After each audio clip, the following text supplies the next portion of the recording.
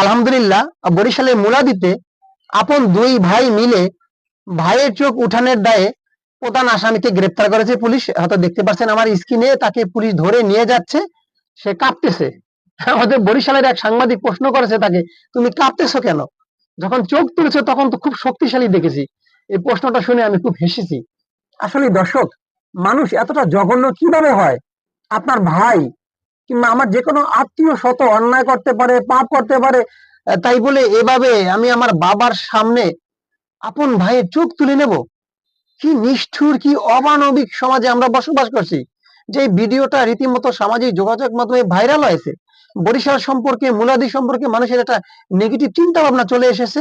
সেই প্রধান আসামিকে গ্রেপ্তার করা হয়েছে, বাকি আসামিদেরকে ধরার জন্য অভিযান চলছে। যাই হোক, আমি পুলিশ ভাইদেরকে ধন্যবাদ জানাই। এর আমি একটা যথাযথ একটা দৃষ্টান্তমূলক শাস্তির দাবি করছি।